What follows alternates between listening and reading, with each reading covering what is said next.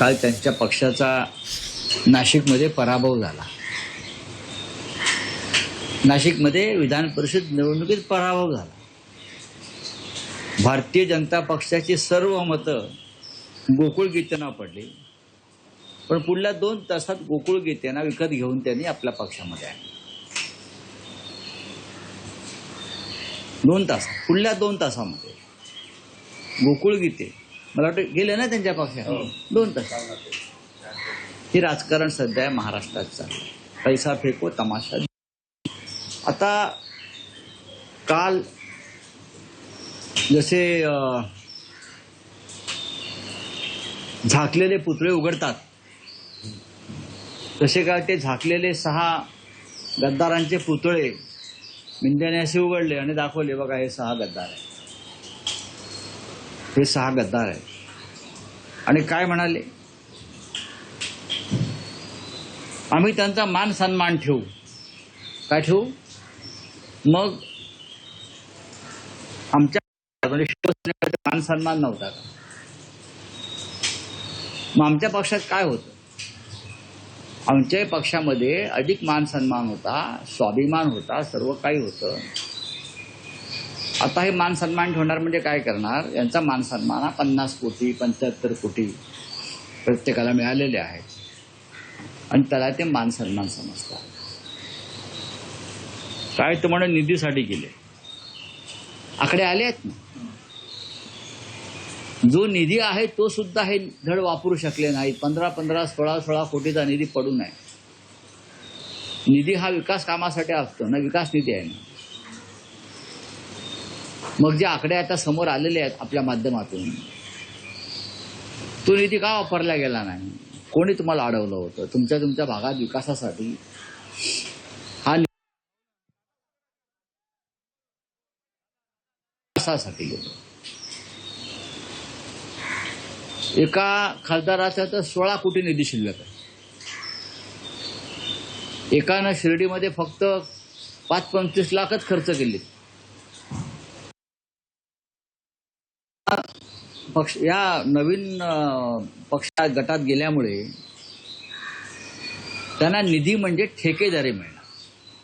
200 कोटीची कामं मिळणार निधी म्हणून, 300 कोटी, आणि त्यातले 25% जे आहेत थेट हे तुमच्या घरात जाणार. यासाठी हा त्यांचा मानसन्मान. ठेकेदारीतले कमिशन आणि किकबॅक मिळणं हा त्यांचा मानसन्मान. जनता या राज्याची किंवा त्या मतदारसंघातली खुळी नाही. काल मिंदे गटातला एक पोपट म्हणत होता काहीतरी, हे काय पाळणाघर आहे का? हिंदुहृदय सम्राट शिवसेना प्रमुखांनी त्यांच्या वक्तव्याची खिल्ली उडवायचं काम काल मिंदे गटाने केलं आणि हे बाळासाहेब ठाकरेंचा विचार पुढे घेऊन चालले. हिंदुहृदय सम्राट बाळासाहेबांनी वृद्धाश्रम काढले आणि पाळणाघरं पण काढली मुलांसाठी शिवसेनेनं, आणि त्याच पाळणाघरातून हे सगळे मिंदे तिकडे गेलेले. त्यांचं पालन पोषण याच पाळणाघरात झालंय मातोश्रीच्या. नाहीतर तुम्हाला कोणी विचारलं असतं? कुपोषणाने मेला असता. वृद्धाश्रम काढली शिवसेना प्रमुखांनी. जेव्हा प्रथम सरकार आलं मनोहर जोशींच्या नेतृत्वाखाली, तेव्हा महाराष्ट्रामध्ये मातोश्री वृद्धाश्रम योजना काढली. स्वतः शिवसेना प्रमुखांनी आणि महासाहेबांनी मातोश्री वृद्धाश्रम फार चांगल्या प्रकारे चालवलं. तेव्हा पाळणाघरं, वृद्धाश्रम ही मानवतेची कामं आहेत. ती तुम्हाला कधीच जमणार नाही. तुम्ही ठेकेदारांची पाळणाघरं केलेली आहे. आता हे जे गद्दार तुम्ही 6 घेतलेले आहेत, ठीक आहे ना, त्या गद्दारांचा मान सन्मान जरूर राखा, मात्र त्यांना माफ करणार नाही. सन्माननीय उद्धव ठाकरे हे 27 तारखेपासून या सर्व मतदारसंघाच्या दौऱ्यावर आहे.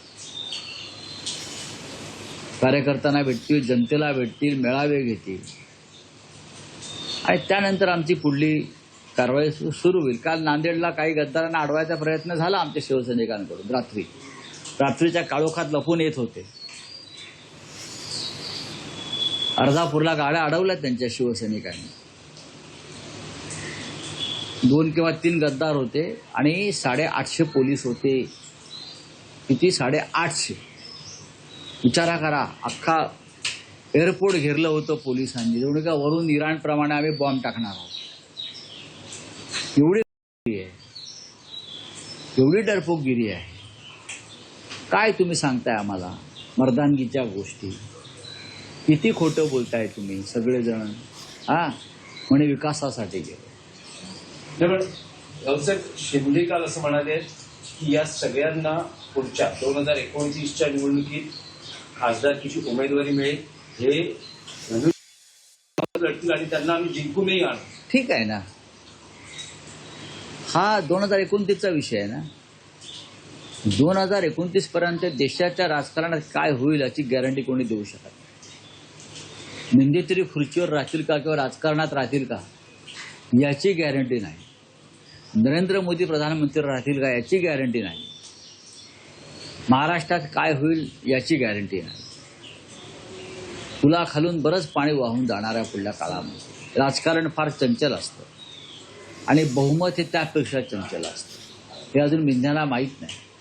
आम्ही त्यांच्यापेक्षा राजकारणात जास्त पावसाळे पाहिले आहेत.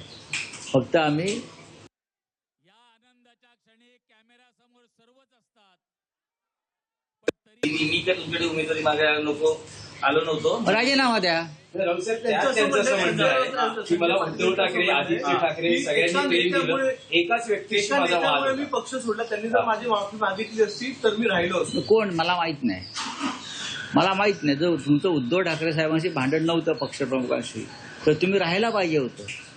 आणि ज्यांचं तुमच्याशी भांडण आहे त्या संदर्भात मातोश्रीवरती येऊन चर्चा करायला पाहिजे होती.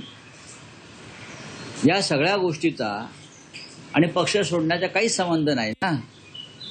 आपण हे का सांगत नाही की माझ्याकडे 13 तारखेला 15 कोटीची खोकी आली,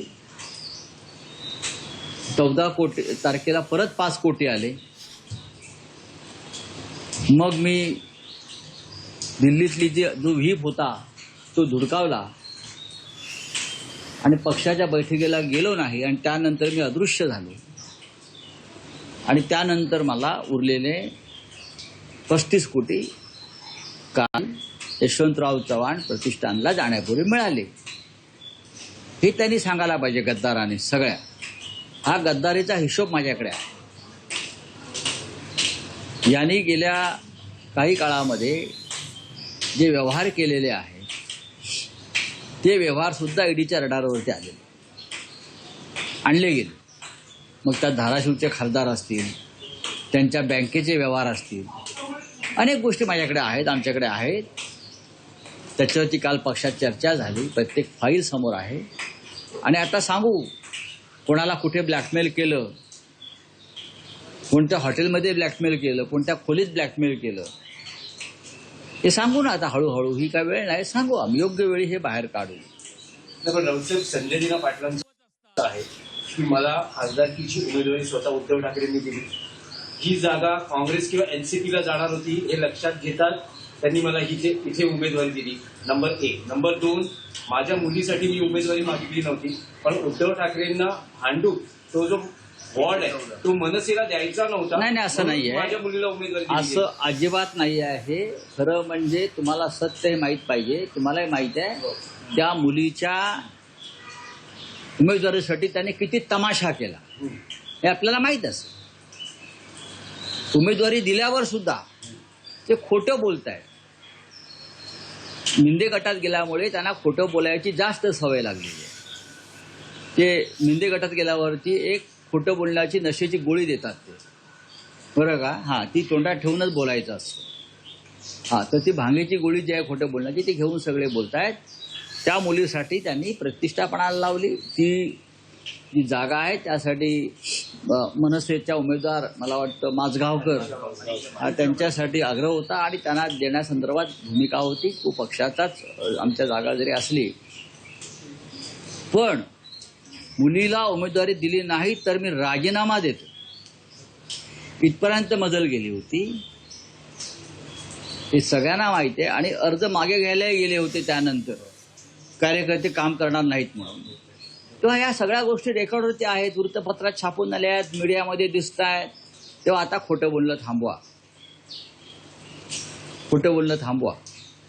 जी तुम्हाला नशा आलेली आहे सगळ्या गद्दारांना, की काही काळ तुम्हाला नशा उतरल्यावर तुम्ही बोला. तर राऊत हे सगळे जेव्हा खासदार काल समोर आले, एकनाथ शिंदे असं म्हणतात की यांची सगळी प्रवेशाची कायदेशीर प्रक्रिया पूर्ण झाली. आता शिवसेना उद्धव बाळासाहेब ठाकरे पक्षाचा कायदेशीर पुढचा भाग काय? कायदेशीर प्रक्रिया पूर्ण होऊच शकत नाही. कोणत्याही प्रकारे 10व्या शेड्यूलमध्ये पक्ष फुटीला मान्यताच नाही आहे. कसली कारवाई? बिजू जनता दलाचे आणि काँग्रेसच्या आमदारांनी क्रॉस वोटिंग केलं. ओरिसामध्ये राज्यसभा निवडणूक क्रॉस वोटिंग केलं. राज्यसभेला ओपन आहे ना निवडणूक, क्रॉस वोटिंग केलं आहे. आणि त्यांच्या बडतर्फी म्हणजे डिस्क्वालिफिकेशनसाठी जेव्हा या दोन पक्षांनी तिकडल्या विधानसभा अध्यक्षाकडे मागणी केली, रिसर कारवाईची मागणी केली, तेव्हा ती अपील फेटाळण्यात आली. उघडपणे मतदान केलं व्हीप झुगारून आणि विधानसभा अध्यक्षांनी बिजू डॉक्टर श्रीकांत शिंदे खासदार करण्यास नकार दिला भाजपच्या दबावाखाली. अशा प्रकारे जर पीठासीन अधिकारी काम करणार असतील, मग मुंबई असेल, महाराष्ट्र असेल, अन्य ठिकाणी असतील, तृणमूल काँग्रेस असेल, तर कसल्या कायदेशीर प्रक्रिया म्हणताय? काय कायदेशीर प्रक्रिया करताय तुम्ही? याला कायदेशीर प्रक्रिया म्हणत नाही, याला झुंडगिरी म्हणतात संसदीय लोकशाहीतली.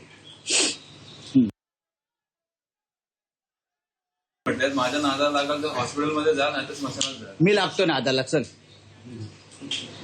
चल, मी तुझ्या नादाला लागतो. त्या बंधू बिंदू काय आहेत ना, आम्हाला दाखवू नको संजय पाटील. आता नाव घेऊन बोलतोय मी. भोस चल, हे शिवसैनिकांना बंदुका दाखवू नकोस तू. तख्त राखतो. बंदूक काय दाखवतो तुम्हाला? शिवसैनिकांना बंदूक दाखवतो गद्दार माणूस. हे धंदे करायचे नाही. गद्दारी केली आहे ना, 50 कोटी गिळले आहे ना, मग नीट गप्प बसायचं. परत ही भाषा करायची नाही बंदुकीची. ती बंदूक तुझ्या घातली जाईल. चला, मला बोलायचं आहे ते बोललोय मी. ही भाषा नाही करायची शिवसैनिकाशी. बंदूक काय दाखवतो तू आम्हाला? सिक्युरिटी काढून ये. जी तुला Z+ काय दिली आहे ना. चल आता बघतो मी. तुमचं संजय दिना पाटलांना थेट आव्हान आहे. अरे सोड रे, गद्दारांना आव्हान आहे माझं. हे काय आम्हाला बंदूक दाखवत? हे बंदुका दाखवतात का आम्हाला? काय लॉ अँड ऑर्डर आहे की नाही मिस्टर फडणवीस? अमित शहाच्या नावावरती जीवावरती आमच्या दादागिऱ्या करू नका गुजरातांच्या. एकनाथ चला, शिंदे अरे सोड रे एकनाथ शिंदे. नाही, ते सेना अरे सोड रे एकनाथ शिंदे. तू काय एकनाथ शिंदे करतो रे? चल. हाँ। ममता बनर्जी को हटाने वाले जो बागी नेता है वो राजनीति कर रहे हैं या स्टंट कर रहे हैं सर? नहीं छोड़ दो. देखिए, ये पूरे देश में चल रहा है. ये अमित शाह इस देश को बेचना चाहता है, खत्म करना चाहता है. देश का इतिहास में बहुत ही काले कुट्ट अध्याय लिखा जाएगा, उसमें अमित शाह जी का नाम रहेगा.